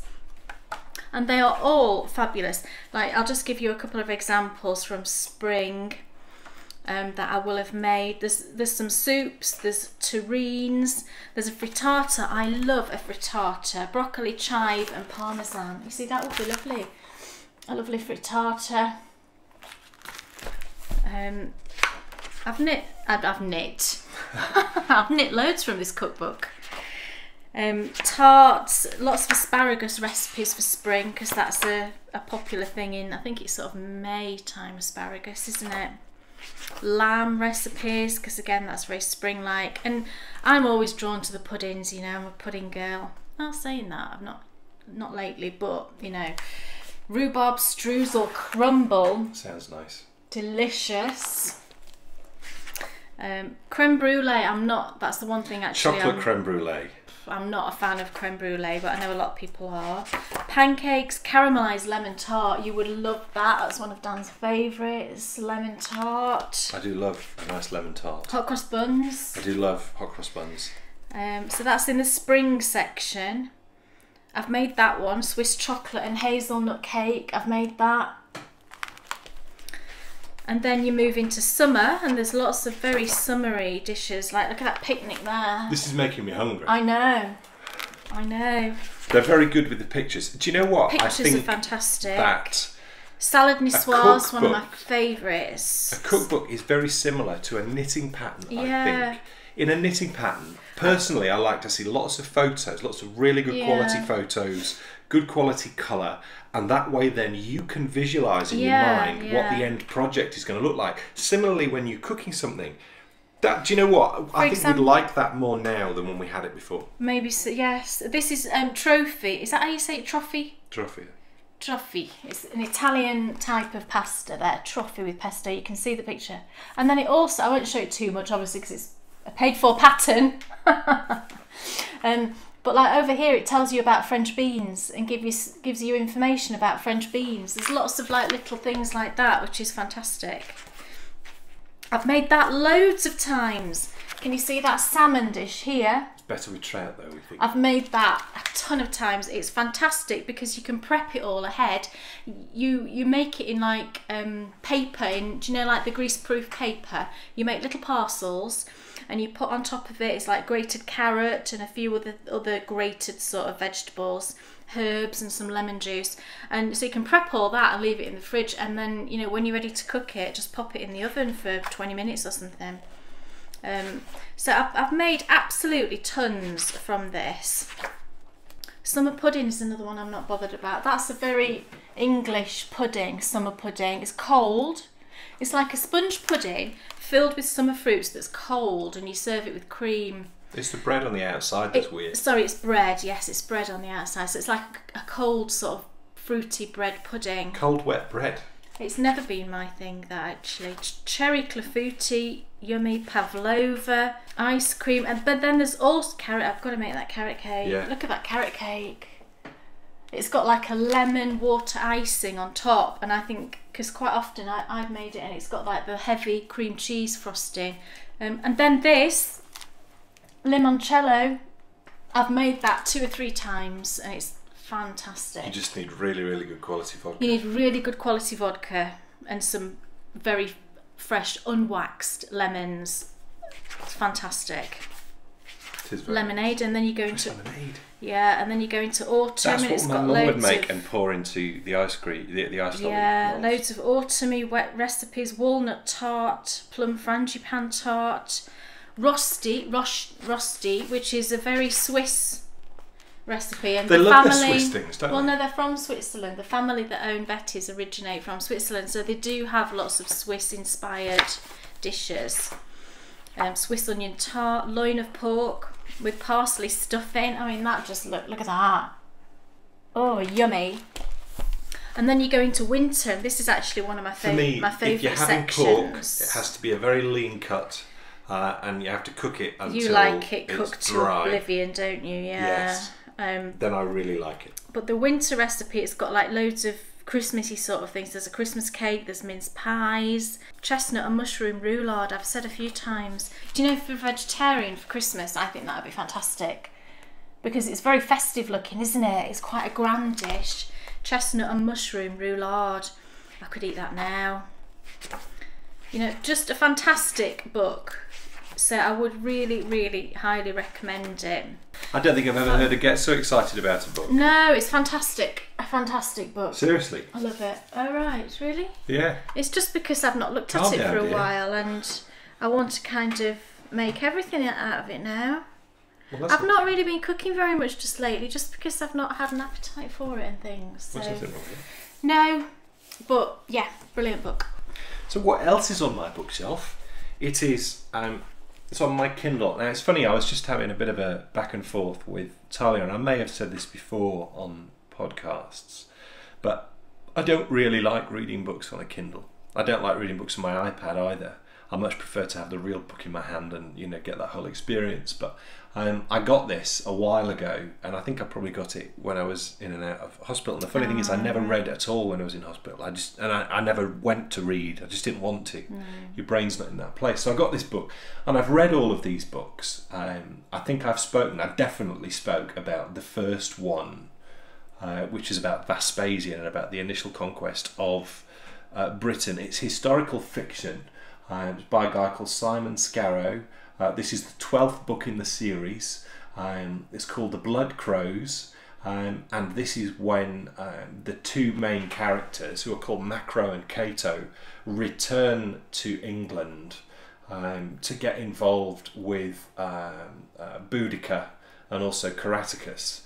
So it's the sort of final rebellions before England was properly conquered by the Romans. So round about 60 AD, and it's really well written because it doesn't feel like history. It doesn't feel like a history book at all. So you don't get loads of text. You know, I do enjoy reading history books, and you don't get loads and loads of text that's very dry. It's all very exciting, very cool. He's a very good writer, is Simon Scarrow. I don't think he's as good as Con Eagledon. The Con Eagledon books I've spoken about before. That's the book I was reading when we went to Rome. Right. The Con Eagledon books about Julius Caesar are exceptional, and I would tell everyone to go read them because they are brilliant. He's also written a series on Genghis Khan, which I personally didn't get quite so into that and excited about that book, or those books. There's 4 of them. So yeah, the Con Eagledon Roman books I would really recommend. But this is what Bryony and I are currently reading at bedtime. Oh, And she's enjoying it. get on. She is. We spoke before. She won't have it if she doesn't enjoy the book. So yeah. So yeah, Simon Scarrow, The Blood Crows. Very good book and highly recommended. We spoke about this last episode. But we didn't show... No, because look what we got. DVD. We said last episode we had a little chat, and I said I'd never seen it, So he said, oh, we'll get it, and we have, and we've resisted watching it because we're going to take it away with us. Because there's never anything on the TV, and we always take something away, don't we, to watch in the evening. And this will be just perfect, because I think there's 11 episodes and they're 45 minutes each, so it'll be brilliant. And he was on, I was just saying to Dan, Anthony Andrews was on the One Show. If you're in the UK, you'll know what that is. It's like a sort of chat show thing that's on each evening. And he was on it. I don't know what he was talking about, because I turned it over before it got to that bit, because I don't particularly like one of the presenters, but anyway. And I've never seen it. I have no idea what it's about, so I can't really speak very much about it. And that's second hand. Is it? Yeah. Right. Will it be all right? Of course it'll be all right. Have you checked it? Well, it can get sent. Look, it's perfect. Yeah. It was going to cost me £25, and that cost me £9. Oh, right. I could have got the non-30th anniversary remastered edition. The discs look okay. But perfect. So a little second-hand purchase ready for our holiday. Yeah. I watched that when I was young, and I absolutely loved it. Right. It and was just what brilliant. year was it made? 1981. Right. So yeah. But it's a period piece, so it's going to work. It's not. Well, hopefully it won't feel dated. He says, but it's all remastered. I don't mind so if it feels dated. it should I'm look not, good. I ain't got a problem with that. Yeah. And I need to ask someone what's on their bookshelf. And that person is in a place that just sounds cool to me. They're called it's called Montebello. Montebello. Yes. Where do you think that might be? Italy, it sounds like. I know. It's California. It's California. So I'm thinking beach. Right. I'm thinking lots of cool-looking people in very chic clothes. That's a very sort of continental name, isn't it? Yeah. For California. Yeah. Priscilla. Priscilla. Angeluna 20. What's on your bookshelf? Cool name. Yeah, I can't wait to see.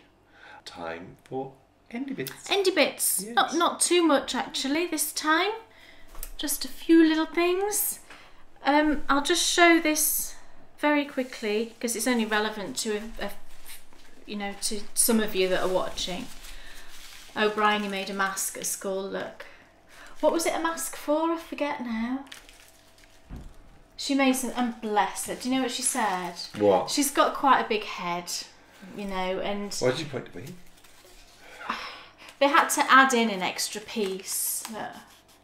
She said, Mummy, they had to add an extra piece in because it was too small for my head.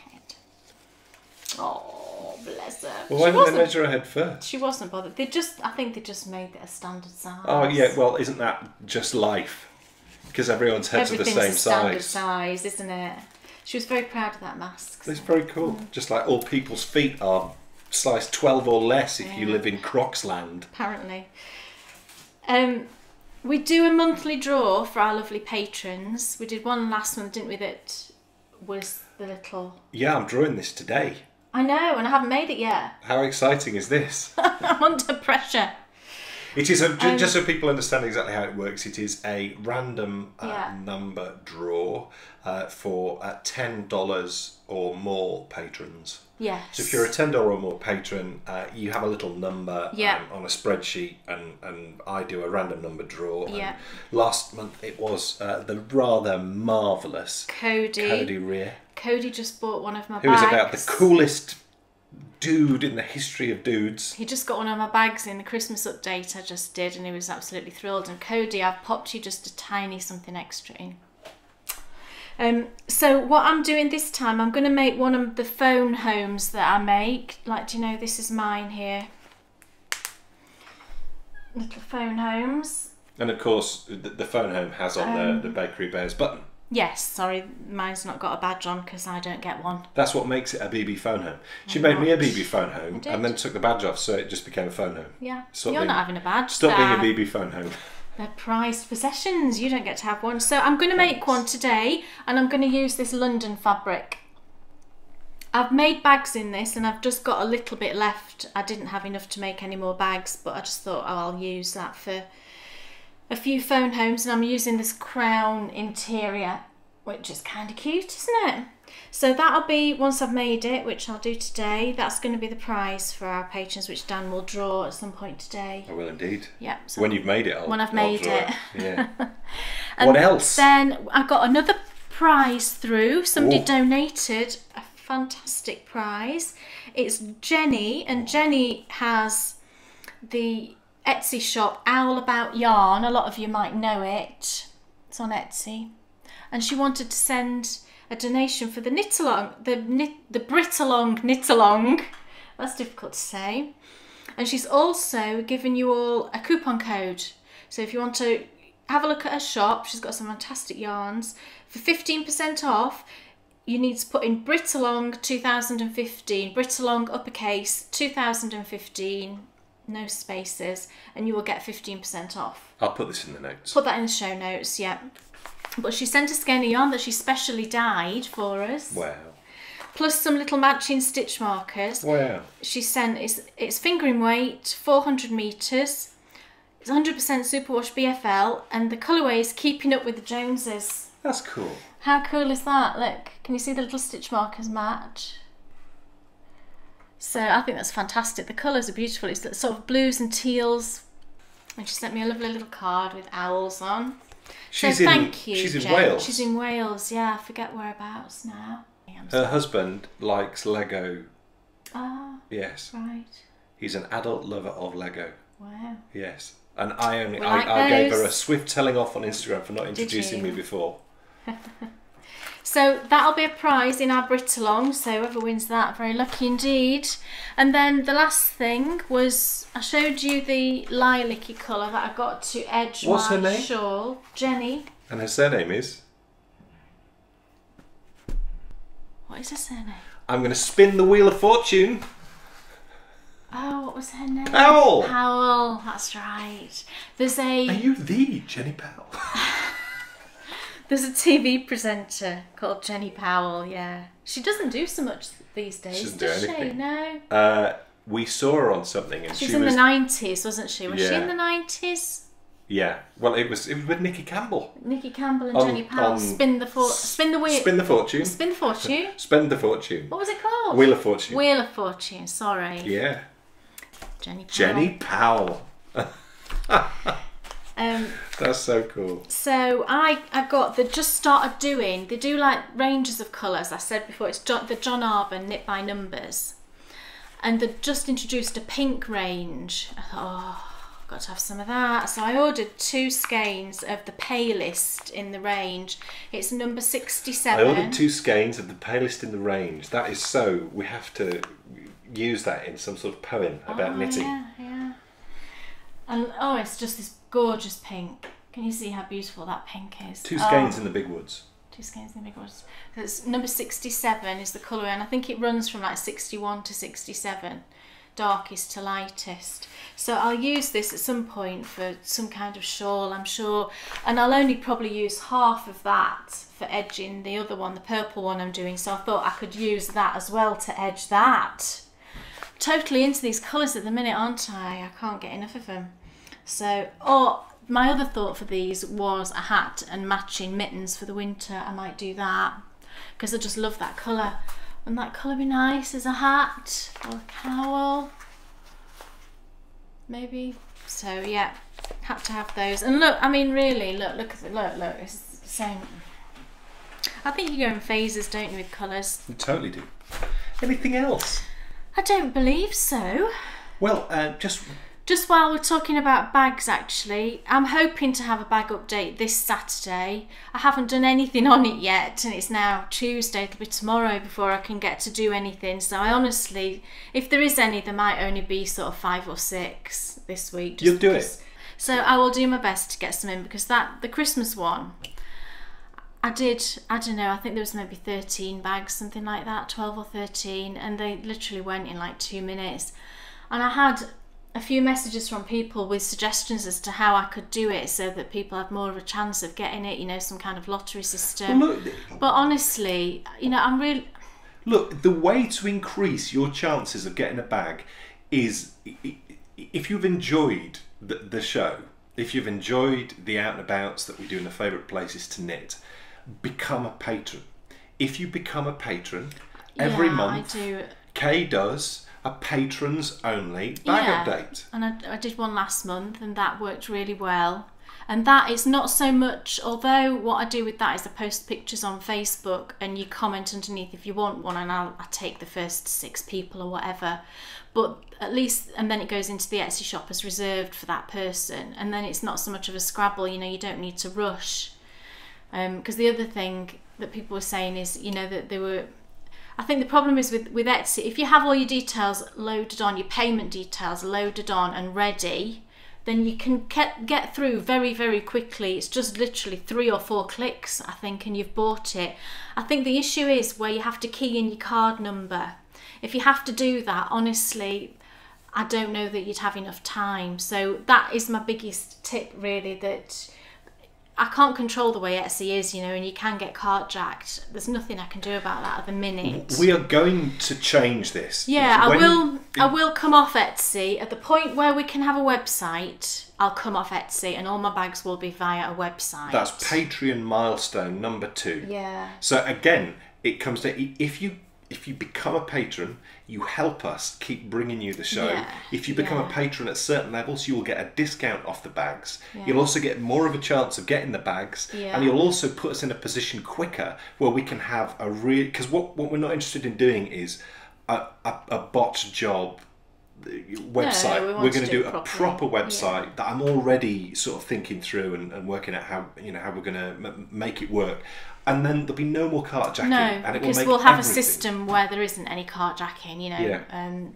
So I am working to that, but at the minute, just because of time restraints and, you know, life in general, Etsy kind of just works for me. And I'm really sorry for people that are missing out and not getting them at the minute. But, you know, keep trying is what I would say. And preload, like I said, preload all your payment details onto Etsy. And also, you've been whenever you can, you do flash updates. I do, you know, through the week. If I get a chance, you know, to sew up a few extra ones, then I'll just stick them in the shop there and then that gives people a chance who would just happen to be on Instagram at that time, you know, the chance to get one, and that's worked really well. So I think that's everything. I think that's everything this time. That's great. I don't think So there's anything else. thank you so much for watching. Next episode It's the last one before we go away, is that correct? it is, and we're going to sneak in because it's the last one before we go away. We're postponing our trip to Castle Howard until we get home. But what I thought we could do is Bryony and I the other day found an abbey that we've been looking for literally for 10 years. I knew it was there. We tried to walk to it once. I tried to drive to it. I couldn't find it. And then eventually I found it, and it is stunning. I didn't go. I wasn't there that day, was I? There's a Norman church next to the abbey that's even older than the abbey. It's the most idyllic place. There's all sheep up. It's in a little valley, and the sheep up on the side, and it's big. And it's free to get into. Oh, we must go. It's totally insane. So what we're going to do is we're going to go and play golf at the new golf course in Richmond. Right. And then we'll go for a picnic. And we'll have a little look at Easby Abbey. Okay. And it will be rather marvellous. So thank you so much for watching. Thank you. For watching episode 28. 28. There you go. What? Totally blanked on that, didn't I? Oh, yeah, I at think the I'm start. like, it's not 28, it's 27. So we'll be back in a couple of weeks for episode 29. As I've already said, if you've enjoyed the show, please help us keep bringing it to you by becoming a patron. Thank you so much to all our new patrons this month and all our long-standing patrons. You are just so unbelievably cool. And it's helping us do some amazing things like bring your Bakery Bear tutorials. Yes.